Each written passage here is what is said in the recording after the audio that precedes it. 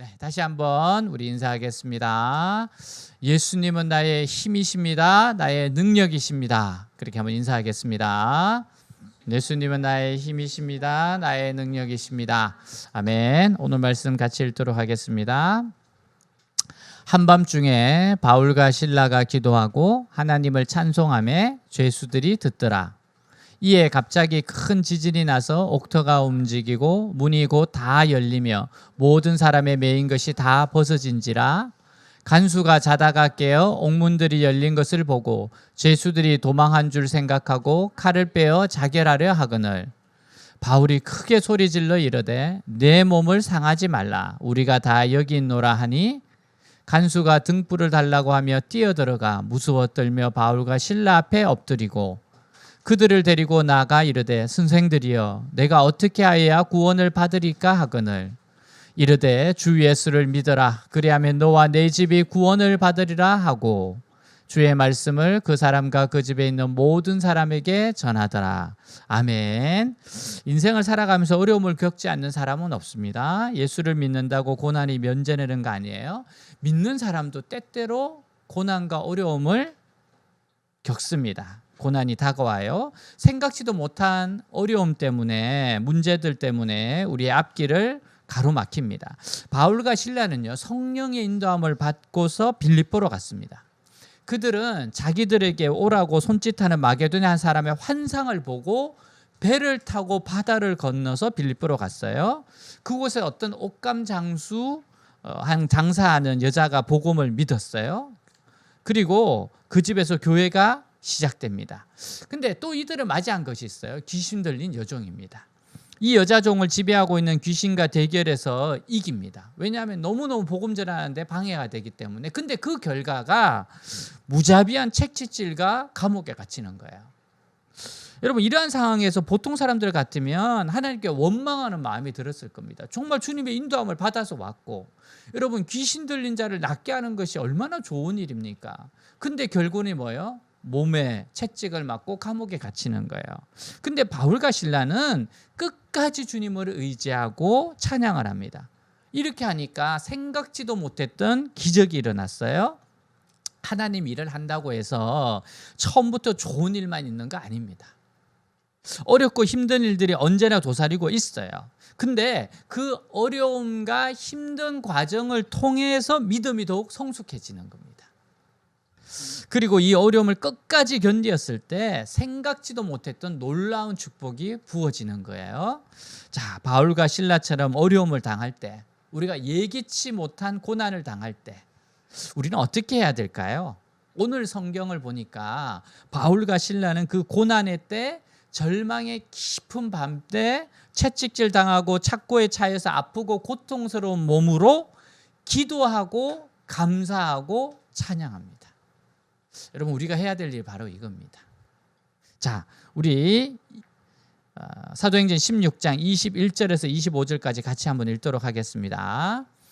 로마 사람인 우리가 받지도 못하고 행하지도 못할 풍속을 전한다 하거늘 무리가 일제히 일어나 고발하니 상관들이 옷을 찢어 벗기고 매로 치러하여 많이 친 후에 옥에 가두고 간수에게 명하여 든든히 지키라 하니 그가 이러한 명령을 받아 그들을 깊은 옥에 가두고 그 발을 착고에 든든히 채웠더니 한밤중에 바울과 실라가 기도하고 하나님을 찬송하며 죄수들이 듣더라. 자, 우리는 고난의 때에 기도해야 합니다.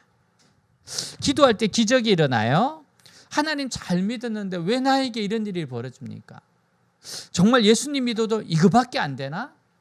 여러분, 이런 생각을 하면 안 돼요. 신앙의 길에는 고난이 면제되지 않습니다. 아니, 어쩌면 신앙의 길을 가기 때문에 더 많은 고난이 올 수도 있어요. 우리 믿는 자들은 어떤 어려운 환경에 처하게 되더라도 끝까지 하나님을 원망해서는 안 됩니다. 정말 원망하면 안 돼요. 원망, 불평, 불신하고 싶을 때 하나님께 감사하고 하나님을 찬송해야 돼요. 기도와 찬송으로 나아가야 합니다. 그러면 기적이 일어나게 돼요. 어떤 상황에서도 기도와 찬양할 수 있다는 것은 성도들의 특권이고 희망입니다. 이게 정말 우리의 힘이거든요. 어떤 상황에서도 찬송하고 감사할 수 있다. 시편 42편 5절 우리 같이 한번 읽도록 하겠습니다. 내 영혼아 네가 어찌하여 낙심하며 어찌하여 내 속에서 불안해하는가. 너는 하나님께 소망을 두라. 그가 나타나 도우심으로 말미암아 내가 여전히 찬송하리로다. 아멘. 자, 한밤중에 바울과 실라가 기도하고 했어요. 한밤중이라는 것을 여러분 기억하셔야 돼요. 여러분, 이 깊은 밤입니다. 절망의 깊은 밤이에요. 슬픔의 깊은 밤이에요. 고독의 깊은 밤입니다. 문제의 깊은 밤이기도 하고요. 또 질병의 깊은 밤이기도 합니다. 그 누구에게도 도움을 청할 수 없는 그 깊은 밤에 바울과 실라가 기도하였다는 겁니다. 절망의 밤이 다가올 때, 슬픔의 밤이 다가올 때, 문제의 밤이 다가올 때 여러분 기도하셔야 돼요. 다른 그 무엇으로도 그 깊은 밤을 이길 수가 없어요. 여러분, 눈물을 흘리고 흘린다 할지라도 밤을 지새워도 마음속의 고통 떠나가지 않습니다. 아픔이 떠나가질 않아요. 이제 어떻게 사나, 차라리 죽었으면 좋겠다. 여러분, 그러한 절망의 벽, 문제의 벽에 부딪혀서 깊은 고통의 밤을 맞이할 때가 있습니다. 인생은 이럴 때가 있어요. 여러분, 바로 이때가 기도할 때입니다. 바로 이때가 기도할 때예요. 기도하지 않고는 그 문제 해결할 수 없습니다. 기도하지 않고는 그 고통을 견딜 수가 없어요. 기도하지 않고는 내 마음속에 음습해오는 그 외로움을, 슬픔을 이겨낼 수가 없어요. 그래서 기도하는 겁니다. 오늘날 그리스도인들 왜 영적으로 연약합니까? 기도가 없기 때문이에요. 기도가 없으면 연약해집니다. 여러분, 기도의 근육을 길러야 돼요. 기도의 근육을 길러야 됩니다. 기도의 강한 용사가 돼야 되는 거예요. 그러니까 여러분, 코로나 상황인 지금이 진짜 기도할 때입니다. 이럴 때가 기도할 때예요. 제시 라일 목사님이 기도를 잃어버린 당신에게라는 책을 쓰셨어요. 이때 이렇게 나옵니다. 기도하지 않고 사는 것은 곧 하나님 없이 사는 것입니다. 그리스도 없이 사는 겁니다. 은혜 없이 사는 겁니다. 소망 없이 사는 겁니다. 천국 없이 사는 겁니다. 신자들의 신앙이 퇴보하고 타락에 이르기까지 주된 원인 가운데 하나는 기도하지 않기 때문입니다. 기도하지 않기 때문입니다. 여러분, 기도하지 않으니까 능력이 나타나지 않아요. 고난 당할 때, 환난 당할 때 여러분이 할 수 있는 유일한 것이 뭡니까? 그때가 기도하는 거예요. 다 막혀도 하늘은 뚫려 있어요. 그때가 기도할 때입니다. 기도하고 또 기도하고 또 기도하셔야 돼요. 주님, 나를 불쌍히 여겨 주십시오. 주님, 나를 살려 주십시오. 주님, 내가 여기서 죽겠습니다. 주님, 저 좀 도와주십시오. 저 좀 붙잡아 주십시오. 여러분, 이렇게 부르짖어야 될 때가 바로 고난 당할 때예요. 주님이 그 기도 들으세요. 자비로우신 주님은 그 기도를 다 듣고 계십니다. 사람들은 안 들어도 하나님은 듣고 계세요. 여러분, 그 다음 우리는 고난의 때에 찬양하고 감사해야 됩니다. 찬양하고 감사해야 돼요. 여러분, 기도를 절대 멈추면 안 됩니다. 고난의 때에 기도 멈추면 망하는 겁니다. 멸망하는 겁니다. 기도를 멈추면 안 돼요. 그리고 또한 기도가 감사 찬양으로 바꾸어지게 되기를 바랍니다. 여러분, 이 기도가 발전을 해서 더 나아가서 감사와 찬양으로 올라서야 돼요. 여러분, 인생의 한밤중에 항상 있는 것이 그게 뭐면 영적 도약입니다. 영적 도약은 밤에 일어나요. 누구나 예외가 없어요. 수많은 주옥 같은 찬송은 고난의 밤에서 태어났습니다. 고난의 때 기도와 찬송으로 나아가다 보면 어떻게 돼? 메인 것이 풀어지기 시작해요. 밤이 어두운 것은 아침이 다가올 준비를 하는 거예요. 여러분, 고통의 밤일수록 우리가 하나님을 찾으면 하나님이 그 고통을 통해서 영광을 나타내십니다. 주님의 영광은 밤에 나타나요. 주님의 영광은 이런 코로나 시대에 나타납니다. 주님의 영광은 모두가 힘들 때 나타나요. 예레미야 33장 3절, 너는 내게 부르짖어라. 내가 내게 응답하겠고 내가 알지 못하는 크고 은밀한 일을 내게 보이리라. 주님이 보이시겠대요. 은밀한 일을 보이시겠대요. 우리가 믿음으로 하나님께 기도하고 찬양하고 감사하면 하나님은 환난 중에 어려움 중에 우리와 함께 하세요. 그리고 우리를 붙들어 주십니다. 여러분 그렇기 때문에 어려울 때 마음을 잘 지켜야 돼요. 무릇 지킬 만한 것보다 더욱 네 마음을 지켜라. 여러분 이 어려울 때 마음을 정말 잘 지켜야 됩니다. 우리의 마음이 탄식과 원망과 불평과 부정적인 분위기로 꽉 들어차게 하면 안 돼요. 어려울 때 불평이 부정적인 것이 원망이 막 들어서기 쉬워요. 근데 그렇게 마음이 꽉 들어차게 하면 안 돼요. 이것은 마치 집에 쓰레기를 가득 쌓아둔 것과 같습니다. 여러분 그러면 쥐나 벌레가 찾아오듯이 귀신들이 때를 지어 찾아옵니다. 이때다 하고 찾아와요. 어둠의 영들이 막 찾아오는 겁니다. 그러나 아무리 환경이 어려운 환경 속에서도 기도하고 감사하고 찬양하면 향기로운 분위기가 만들어지는 거예요.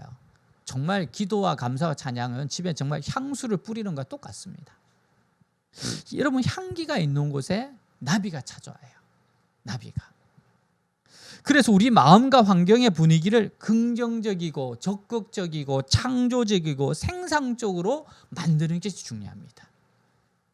그래야 환경 가운데 기적이 나타나는 거예요. 미국의 폴 마이어가 이런 사람이 이분이 27세에 백만장자가 됐어요. 그는 수익의 50%를 기부한다는 원칙을 세웠던 사람입니다. 기부왕이었어요. 근데 이분이 이렇게 성공하기까지 많은 어려움이 있었습니다. 일자리를 찾기 위해서 이력서를 내고 회사를 찾는데 57개의 회사에 지원서를 제출했으나 면접에서 모두 거절당했어요. 그러니까 어마어마하게 지원하고 안 되었던 사람이에요. 이유는 단 한 가지, 몇 가지가 있는데 그 중에 첫 번째 대학을 나오지 않았어요. 그리고 키도 작고 인물도 못났습니다. 그러니까 뽑힐 리가 없었습니다. 근데 포기하지 않고 끊임없이 도전합니다. 그런 결과 아주 이렇게 외곽지대에 있는 한 증권회사에 취직돼요. 근데 정말 그는 거기서 빛을 발합니다. 누구보다도 열심히 일합니다. 도전합니다. 최선을 다해요. 그리고 세일즈 대상을 휩쓸게 됩니다. 그리고 나서 교육, 컴퓨터, 금융 40개가 넘는 회사를 운영하게 되고 그리고 큰 성공을 거두고 27세에 백만장자가 됐어요. 신민국 기자가 질문합니다. 당신의 성공 비결이 뭡니까? 그때 이렇게 이야기해요. 저는 기도하고 찬양함으로 이 자리에 올라왔습니다. 나는 캄캄한 밤을 보냈습니다. 사람들에게 멸시와 천대를 당했습니다. 그리고 가는 곳마다 핍박을 받았지만 그때마다 하나님께 엎드려 기도하고 찬양했습니다. 이처럼 놀라운 성공을 이루게 된 데는 고통의 밤에도 오직 하나님께 기도하고 찬양했기 때문입니다. 그래서 제가 이 자리에 지금 있는 겁니다. 우리가 인생의 어려운 가운데서도 하나님 능력이 나타날 것을 믿고 기도하면, 여러분 믿고 기도하면, 그리고 찬양하면, 감사하면 하나님의 영광이 나타납니다. 여러분 지금도 하나님의 영광은 나타나게 돼 있어요. 이게 말씀의 원리고 법칙이거든요. 26절 우리 다 같이 한번 읽도록 하겠습니다. 26절 이에 갑자기 큰 지진이 나서 옥토가 움직이고 문이 곧 다 열리며 모든 사람의 매인 것이 다 벗어진지라. 아멘. 바울과 실라가 캄캄한 밤중에 어둠하다 피가 나요. 또 굶주렸겠죠.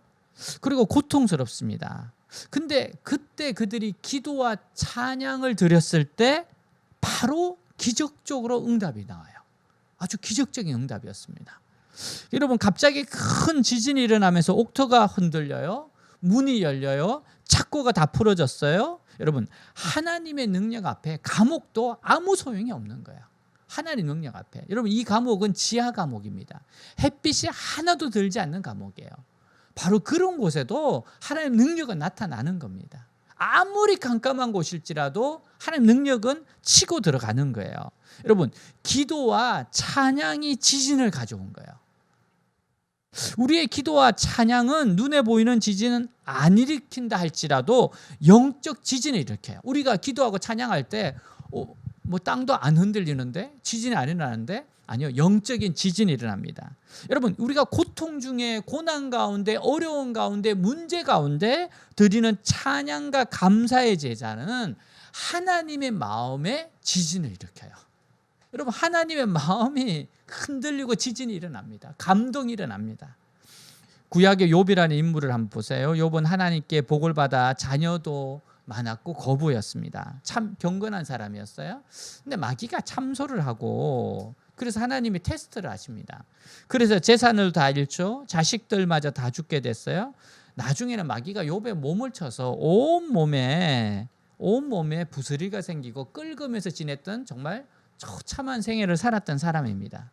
아내마저도 하나님을 저주하고 죽어라 그렇게 이야기했어요. 근데 욥은 여기서 중요한 게 뭔가 하면 하나님을 원망하지 않았습니다. 끝까지 하나님을 찬양하고 감사합니다. 물론 중간에 업앤다운은 했어요. 근데 전체적으로 보면 그는 그렇게 하나님을 원망하지 않았어요. 어떻게 했을까? 자, 욥기 1장 21절 22절 같이 한번 읽겠습니다. 이르되 내가 모태에서 알몸으로 나와 싸운즉 또한 알몸이 그리로 돌아가올지라. 주신 이도 여호와시요 거두신 이도 여호와시니 여호와 이름이 찬송을 받으실지니이다 하고, 이 모든 일에 욥이 범죄하지 아니하고 하나님을 향하여 원망하지 아니하니라. 아멘. 여러분, 이러한 욥을 통해서 하나님이 너무너무 기뻐하셨습니다. 하나님 마음에 지진이 일어나는 거죠. 여러분, 이런 감사를 드리면 정말 지진이 일어납니다. 기쁨의 지진이 일어나요. 환난과 고통 당할 때 하나님을 배반하지 않게 되시기를 주의 이름으로 축복합니다. 여러분, 고통 당할 때 기도와 찬양은 또한 공중 권세 잡은 마귀의 세계에 혼란의 지진이 일어나게 해요. 하나님에게는 기쁨의 지진이 일어난다면 마귀의 나라는 혼란의 지진이 일어납니다. 우리가 고통 중에 기도하고 찬송하면 마귀의 공중 권세 잡은 그들의 왕궁에 큰 혼란의 지진이 일어나게 된다는 겁니다. 찬송은 대적을 이기게 하는 능력이에요. 여러분, 찬양의 능력이 있습니다. 자, 민수기 10장 9절을 우리 같이 한번 읽도록 하겠습니다. 또 너희 땅에서 너희가 자기를 압박하는 대적을 치러 나갈 때에는 나팔을 크게 불지니 그리하면 너희 하나님 여호와가 너희를 기억하고 너희를 너희의 대적에게서 구원하시리라. 아멘. 원수로 싸우러 나갈 때 여러분, 하나님께 찬양하는 나팔을 불어야 됩니다. 찬양으로 나팔을 불어야 돼요. 나팔을 불고 찬양을 하고 나가면 하나님이 기뻐하니까 천국이 진동해요. 여러분, 마귀의 진에는 큰 혼란이 일어납니다. 정신을 차릴 수가 없어요. 그래서 여러분, 여호사밧 왕이 찬양대를 앞세우고 나갔을 때 서로가 서로를 싸우잖아요. 그게 마귀 나라에 혼란이 일어나서 그런 거예요.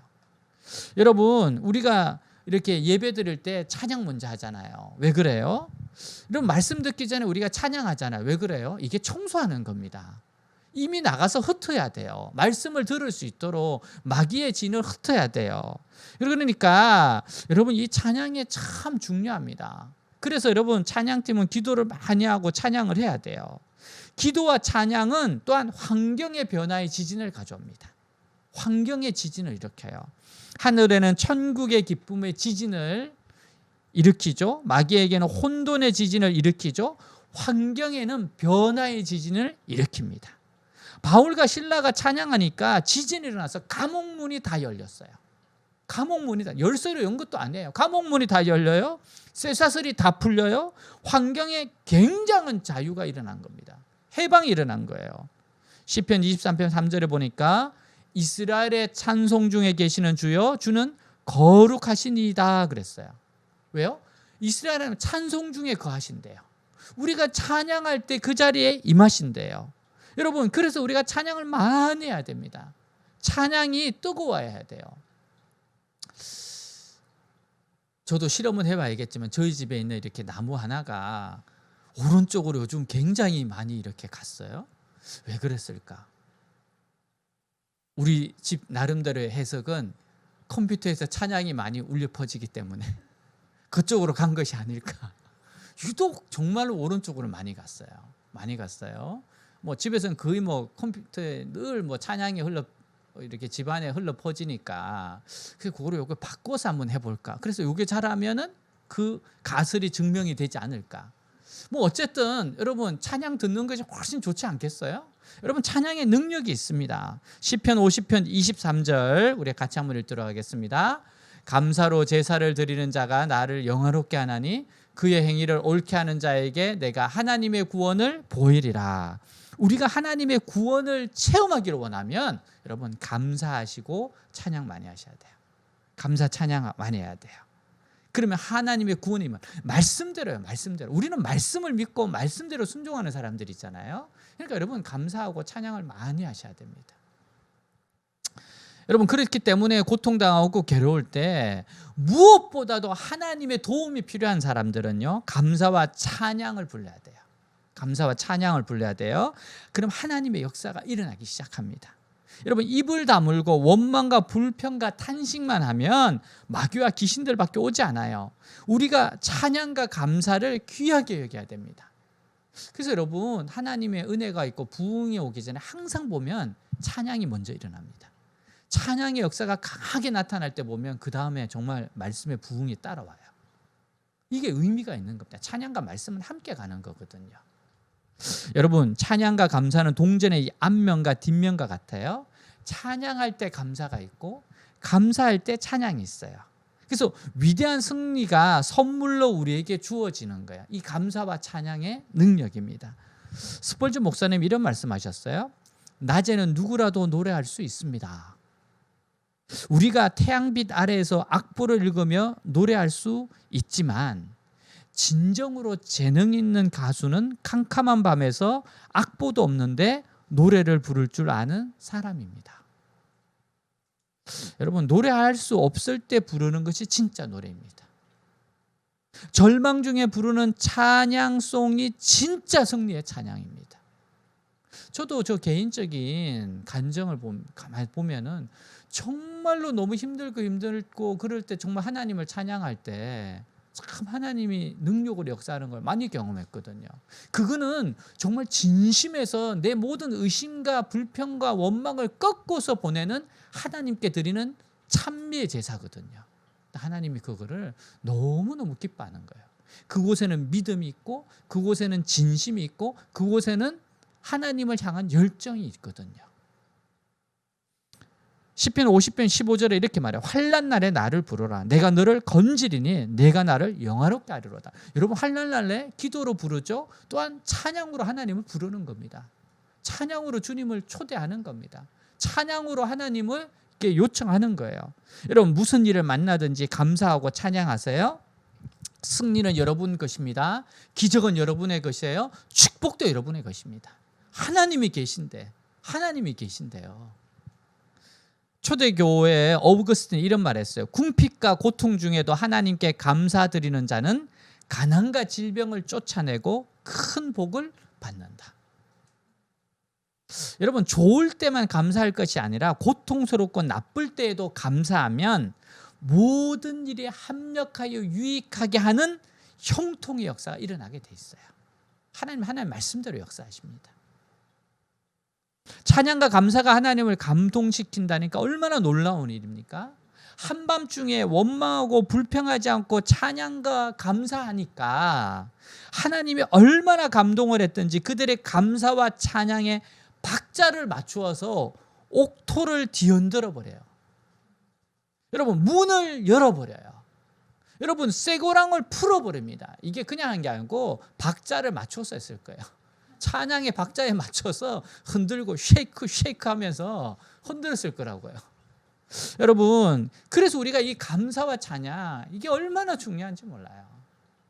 정말 감사할 수 없을 때 한번 찬양해 보세요. 정말 여러분 경험하게 될 겁니다. 이건 경험하게 돼요. 강충원 장로님이란 분이 계신데 이분은 이제 비즈니스맨이기도 하셨는데요. 여러 가지 어려움을 겪으면서 이분은 이제 성공을 했고 승리를 했어요. 그래서 매주 유학생들 성경 공부를 통해서 항상 감사라는 말씀을 삶으로 실천하고 가르치는 분이셨어요. 그래서 자신이 경험한 경험담에서 나온 그것을 책으로 만들었는데요. 그게 감사진법이라는 책입니다. 한번 볼까요? 네, 이 책입니다. 네, 나중에 꼭 한번 읽어보세요. 네, 자 오늘 제가 잠깐 소개는 해드릴 겁니다. 자 이분이 이렇게 이야기하셨어요. 마음의 태도가 인생의 향방을 결정한다. 무엇보다 감사하는 마음의 태도를 가졌다면 당신은 지금 신비한 희망의 세계에 발을 디딘 것이다. 감사하는 마음의 태도만 가져도 지금 신비한 희망의 세계에 발을 디딘 거래요. 또 이렇게 강조해요. 감사하는 마음은 언제나 우리를 희망의 삶으로 이끌어간다. 희망의 삶으로 이끌어간다. 우리 안엔 긍정의 힘과 부정의 힘이 자리 잡으려고 서로 싸우고 있는데 부정의 힘은 감사한 마음이 사라지는 순간 지체 없이 작동한다. 하지만 감사할 때 부정의 힘은 물러가고 긍정의 힘이 작동한다. 이분이 감사진법은 7가지 단계를 가지고 있다고 소개를 했어요. 1진법, 무조건 감사, 범사에 감사. 1진법이 감사의 시작이고 끝이다. 예상치 못한 일에도 무조건 감사해라. 예상치 못한 일이 일어났습니다. 이때 무조건 감사해야 된다는 거예요. 이분은 무조건 감사해요. 무조건 감사. 두 번째 2진법, 소리내어 감사. 내 귀가 반응하도록 소리내어 감사하라. 자, 무조건 감사하라. 소리내어 감사하라. 왜 그래요? 소리내어 감사할 때 우리의 마음은 감사하는 방향으로 돌아서게 된다는 거예요. 그렇죠. 왜요? 귀로 들어온 감사는 입술의 고백을 빨아들여 마음속으로 춤태워들은 의심과 염려와 부정적인 세력을 막아내요. 여러분, 믿음은 들음에서 난다 그랬잖아요. 그러니까 여러분 소리내어 감사를 하라는 거예요. 내가 듣고 내 마음이 바뀐다는 거예요. 우리의 혀는 우리의 마음으로 움직이는 방향타와 같아요. 우리의 혀가 어디로 가는 이게 방향타예요. 우리가 처한 상황은 과거에 내 입술이 만드는 열매입니다. 지금 상황요, 내가 만들어낸 열매입니다. 여러분 평소에 어떤 말을 했어요? 그 말한 것이 결국 그 인생 이끌어갑니다. 방향타기 때문에. 그래서 말을 조심하라 그러잖아요. 살리는 말, 생명의 말. 소리내어 감사하면 우리 귀가 듣게 되고 들은 대로 마음이 움직이고 행동은 믿음의 행동이 되고 좋은 열매를 맺게 된다는 거예요. 세 번째, 3진법은 꼬집어 감사하래요. 감사하는 마음을 빼앗아가는 그 조건을 꼬집어서 방해 요인을 꼬집어서 감사하래요. 자, 교통사고가 났지만 그 교통사고를 감사합니다. 병원에 가지만 그 병 때문에 감사합니다. 아이들이 화나게 하였지만 우리 아이 때문에 감사한다. 아내나 남편의 지겨운 잔소리를 지금 30분째 계속하고 있지만 그래도 그것 때문에 감사한다. 이렇게 꼬집어서. 여러분, 감사하는 마음을 빼앗은 원인을 구체적으로 지목하면서 여전히 그것은 나쁘지만 그럼에도 불구하고 감사합니다 라고 말해야 되는 거예요. 4진법은 마음 가득 감사하라. 감사의 마음이 넘칠 때까지 어떠한 특수한 상황을 가지고 꼬집어서 그것을 감사해도 여전히 불평이 나오면 마음 가득 감사하래. 무조건 감사하고 소리내어 감사하고 꼬집어서 감사하고 인내하고 감사하고 마음이 가득 넘칠 때까지 계속 감사하라는 거야. 5진법, 즉시 감사. 늦으면 돌아오기 어렵습니다. 즉시 감사하래. 즉시. 잘못된 일을 범하였다면 즉시 회개하고 감사해야 회복될 수 있습니다. 우리의 생활에 부정적인 생각을 조금 더 용납하지 않으려면 즉시 감사해야 돼요. 화를 내고 불평할수록 회복할 길은 멀어집니다. 이게 맞아요. 진짜 회복할 일은 멀어져요. 6진법, 모든 것에 감사, 예외는 없습니다. 모든 것에 감사. 99% 감사에 1% 불평 절대 있을 수 없다. 작은 구멍이 우리의 마음의 성벽을 무너뜨릴 수 있어요. 그래서 모든 것에 감사합니다. 마지막 7진법, 사람은 감감축. 신기해, 이게 무슨 말인가 했더니만 사람에게 입은 상처라면 감감축하라. 감사하고 축복하라. 우리가 원수 같은 사람 앞에서 감사하고 그를 축복한다는 것이 얼마나 어려운 일입니까? 정말 쉽지 않아요. 근데 감사진법을 시행해 보려고 하면서 반드시 기억해야 할 것이 이 축복의 원리라는 거야. 이 축복의 원리. 단순히 감사하는 것으로 그치지 말고 축복하라는 말은 정말 성경적인 원리입니다. 원수까지도 사랑하라 그랬잖아요. 남을 축복하면 그 축복이 내게 먼저 이루어지고 축복하는 그에게도 이루어집니다. 남을 축복하였을 때 그 사람이 축복받을 자격이 없으면 그 축복은 내게로 오게 돼 있어요. 평안을 빌라 그 평안을 받을 만한 자격이 없으면 네에게 올 것이다. 축복은 꼭 메아리와 같습니다. 내가 누구를 축복하면 나를 축복하는 것이 됩니다. 여러분, 감사는요, 하나님이 주신 위대한 선물이자 명령입니다. 우리를 희망으로 이끌어줘요. 우리는 늘 범사에 감사해야 됩니다. 감사는 우리에게 다가오는 큰 기회입니다. 하나님이 주시는 축복입니다. 여러분, 감사는 안 하려면 다 안 할 수 있어요.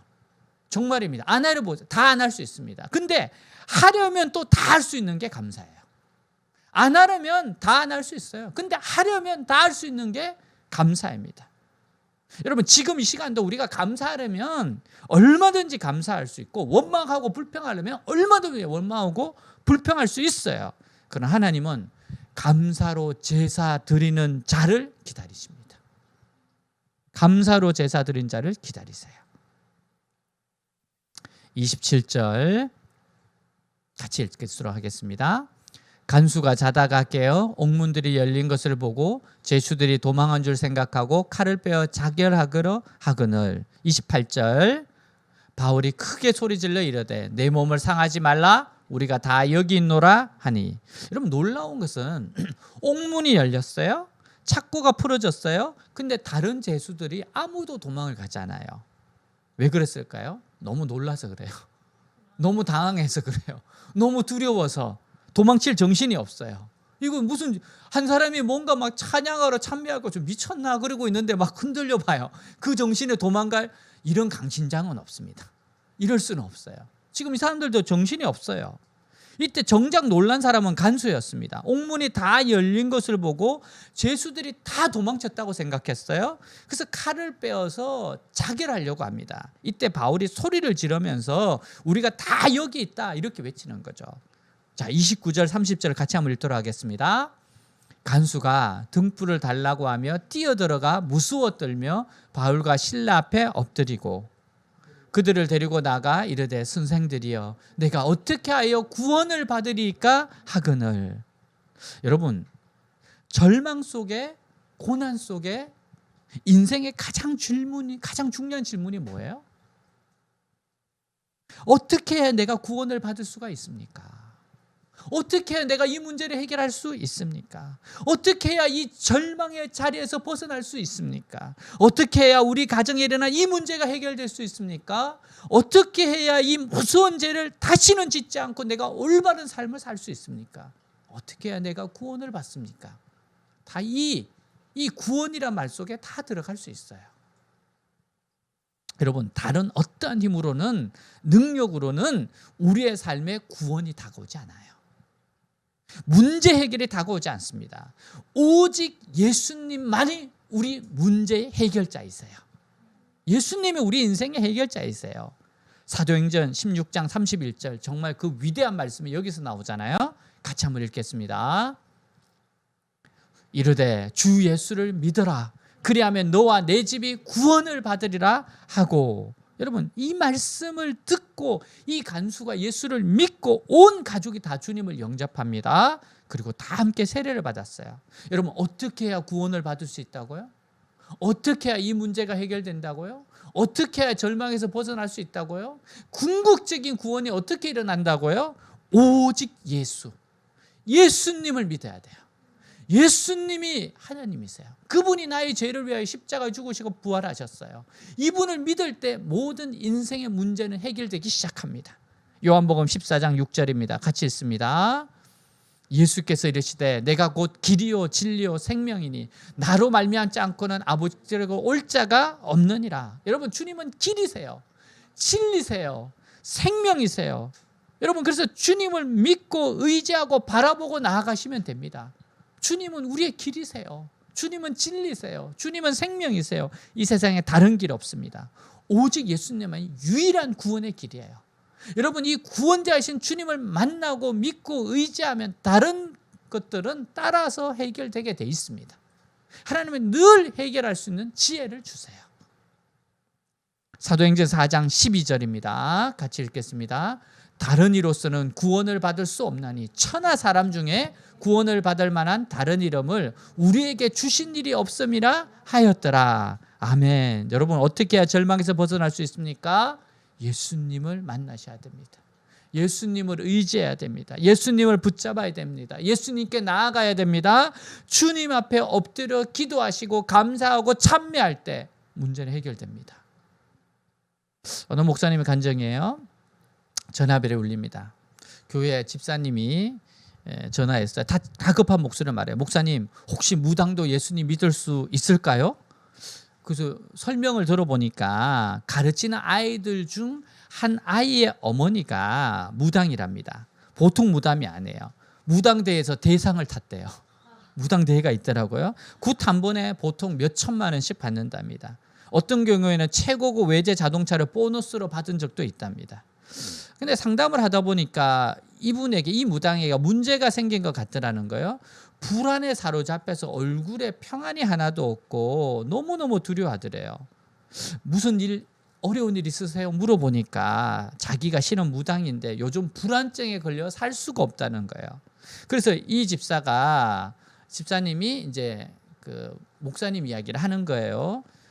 우리 교회 큰 교회를 다니면 용한 목사님이 한 분 계신데 한번 만나보지 않겠냐. 그들의 용으로 이야기하잖아요. 전략적이야죠. 용한 목사님. 이게 와닿잖아요. 그랬더니만 만나고 싶다 그러더래요. 이 이야기를 듣고 나서 진짜 마음의 준비를 하기 시작합니다. 이게 보통 싸움이 아니구나. 영적 전투구나. 그래서 성령의 전신갑주를 입자. 그리고 준비하고 기도하고 찾아갔어요. 판교의 집으로 갔는데 정말 집이 으리으리하더래요. 역시 대상탄 무당은 다르구나. 그 집에서 만난 주인의 얼굴은 극도로 불안합니다. 도대체 왜 불안해하십니까? 그러니까 이 무당분이 이렇게 이야기해요. 목사님도 같은 업계에 계시니까 잘 아시겠지만, 좀 같은 업계인지는 잘 모르겠지만 저는 신이 내린 사람입니다.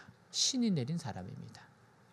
제 신은 나에게 90%는 알려주는데 나머지 10%를 알려주지 않습니다. 그래서 사람들이 정확하게 말해주지 못해요. 틀릴 때가 많습니다. 틀린 점을 쳐줬을 때 혹여 나를 찾아와 어떻게 할까 봐 너무 두렵습니다. 지금 이 무당은 사람의 미래를 알긴 아는데 어렴풋이 아니까 너무 불안하다는 거예요. 그래서 사람들이, 점을 쳐준 사람들이 찾아와서 행패 부릴까 봐 너무 두렵다는 거예요. 가짜 무당이라고 소문날까 봐 너무 두렵다는 거예요. 그 불안증에 헤어나지 못하고 있는 겁니다. 이 이야기를 들으면서 우습기도 하고 불쌍하기도 했습니다. 어떻게 미래를 점쳐주는 사람이 미래에 일어날 일을 몰라 저렇게 불안해서 떠는 것일까? 이게 귀신이 하는 한계구나. 복음을 들려줍니다. 여러분, 당신 잘 들으세요. SC 잘 들어보세요. 우주 만물을 만든 분이 계십니다. 우주 만물에 만들고 인간의 생사화복과 사물의 이치를 주장하시는 분이 계십니다. 하나님이세요. 미래에 일어날 일도 그분의 손에 달려 있어요. 그분이 하나님입니다. 하나님은 신들 중에 신입니다. 하나님 외에 사실 다른 것은 다 가짜입니다. 하나님이 다 만드는 거죠. 그래서 정확하지 않은 겁니다. 근데 그 하나님이 당신을 사랑하세요. 그 당신을 너무너무 사랑하세요. 나를 보낸 것도 당신을 사랑하기 때문에 보내신 겁니다. 하나님은 당신을 사랑하시고 큰 계획을 가지고 있습니다. 이렇게 복음을 들려주는 동안 이 사람의 눈에 생기가 들어오더래요. 소망을 가지더래요. 그리고 예수님을 믿겠다고 하더랍니다. 귀신에 사로잡혀 살던 사람이 한순간에 예수님을 만나는 순간이에요. 여러분, 완전한 신은 자신이 섬기고 있는 귀신이 아니라 하나님이었다는 것을 믿고 깨닫는 순간이었습니다. 결국 하나님은 무당까지도 하나님 나라의 백성이 되게 하시는 거예요. 이게 하나님의 사랑이고 하나님의 능력입니다. 여러분, 진짜 복음은 고난 가운데서도 전파됩니다. 여러분, 고난 가운데 있는 분들에게 진짜 전할 게 뭡니까? 복음입니다. 구원은 예수님으로부터. 나는 할 수 없는데 예수님은 당신을 위해서 무엇인가 하실 겁니다. 우리 예수님께 한번 기도해 봅시다. 예수 이름으로 기도하고 우리 감사하고 찬양하고 이 말씀들 한번 해봅시다. 여러분, 그럴 때 문제의 해결이 시작되는 거예요. 사랑하는 여러분, 예수님을 의지함으로 신뢰함으로 고난의 한밤중에 기도합시다. 여러분, 고난의 한밤중에 감사하고 찬양합시다. 여러분, 예수님을 전하세요. 예수님을 전하세요. 모든 구원은 하나님께 달려 있습니다. 모든 문제 해결은 하나님께 달려 있습니다. 하나님은 선하신 하나님이셔서 주 예수를 믿어라. 그리하면 너와 내 집이 구원을 얻으리로다. 이 말씀으로 다가와 주시고 역사하시는 분이십니다. 오늘 이 말씀을 부여잡기를 주님으로 축복합니다. 기도하겠습니다.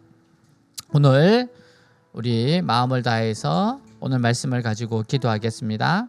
하나님, 우리 사랑하십니다.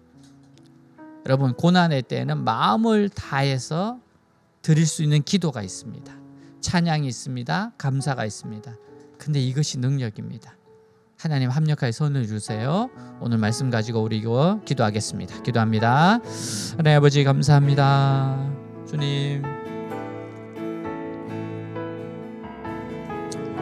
하나님 살아계시며 역사하십니다. 하나님 살아계십니다. 하나님 역사하십니다. 하나님, 예수님을 믿어도 고난을 받을 수 있습니다. 고난이 면제되는 거 아닙니다. 네, 그러나 나의 이 고난 가운데 하나님이 함께 하시고 하나님의 합력하여 손을 이실 걸 믿습니다. 하나님의 좋은 계획이 있는 것을 믿습니다.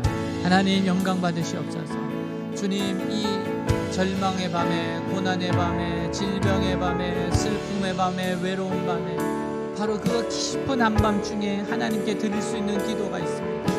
정말 하나님께 드릴 수 있는 기도, 하나님께 드릴 수 있는 찬양, 하나님 드릴 수 있는 감사. 주여, 주님 앞에 기도하고 주님께 감사하고 기도와 함께 찬양하며 나아가겠습니다. 나아갑니다. 주여, 어떤 상황에서도 기도하고 감사하고 찬양하겠습니다. 주 예수를 믿어라. 그래야면 너와 내 집이 구원을 얻으리로다. 주님이 말씀이 진리듯이 주님을 붙잡는 자들 절대로 낭망으로 절망하지 않습니다. 하나님께 소망을 두게 하시옵소서. 하나님께 소망을 두고 이겨나가게 하옵소서. 기도하게 하옵소서. 감사하게 하옵소서. 찬양하게 하옵소서. 하나님, 정말 영적인 지진이 일어나게 하옵소서.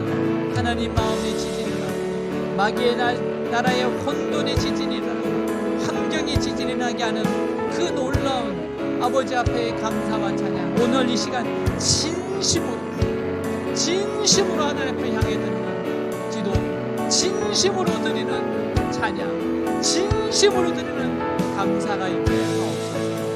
오 주님, 찬양합니다. 찬양합니다. 나는 찬양하리라. 주님 그 이름 찬양, 예수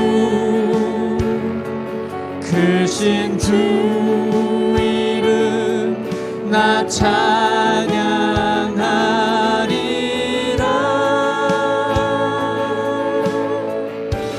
나는 찬양하리라. 주님 그 이름 찬양, 예수 크신 주 이름 나 찬양하리라.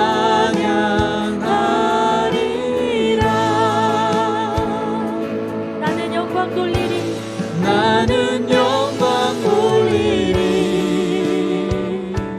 주님 영광의 이름, 예수 크신 주 이름 나 찬양하리라.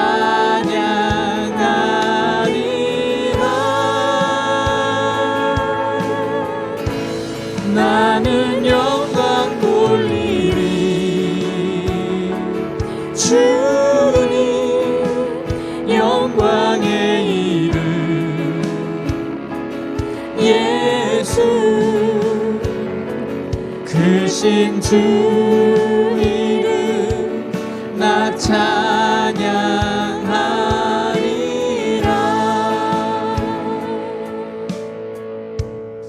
하나님 아버지 찬양합니다.